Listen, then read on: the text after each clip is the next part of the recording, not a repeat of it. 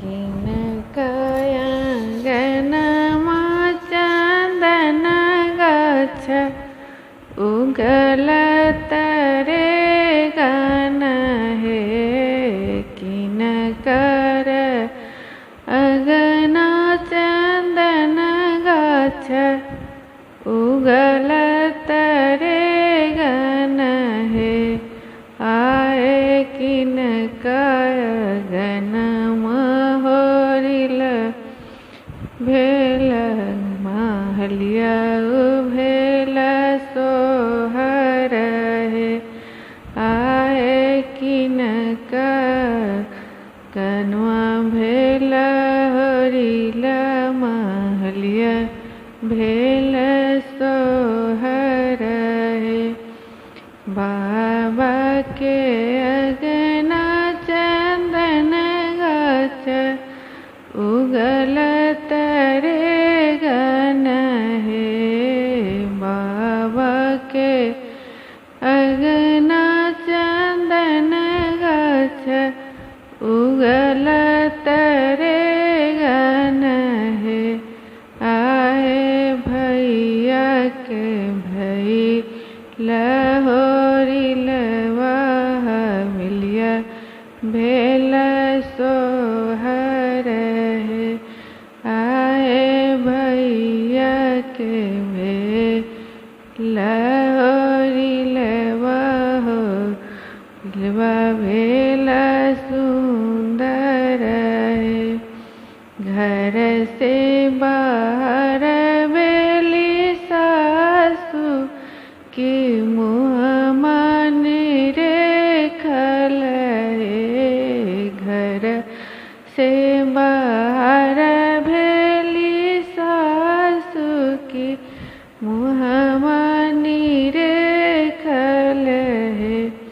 पुतहु कन कन बट आके होरिल भेल सुंदर हे। पुतहु कन कन बट आके होरिल भेल सुंदर हे। एक हम कलौं एकादशी दोसरे तिरोदसी हे। एक हम कलौं एकादशी दोसरे तिरोदसी हे। आए तीसरे में कलौं एतवार होरिल भेल सुंदर हे। आए तीसरे में कलौं एतवार होरिल भेल सुंदर हे।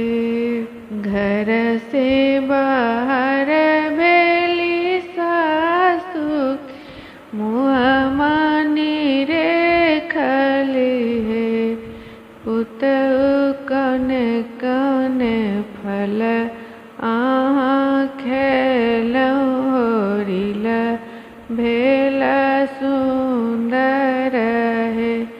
पुतहु कन कन फल खेलौं होरिल भेल सुंदर हे।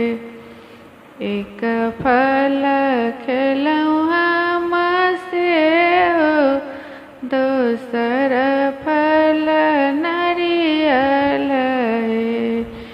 एक फल खेलौं हम सेव दोसर फल नारियल हे। सासु तेसर फल खेलौं अनार होरिल भेल सुंदर हे।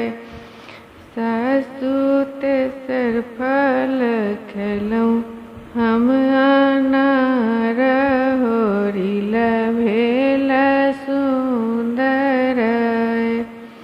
जय जर कोई एहो सोहर गाओल गावी का सुनाओल है। जर को एहो सोहर गाओल गावी का सुनाओल है।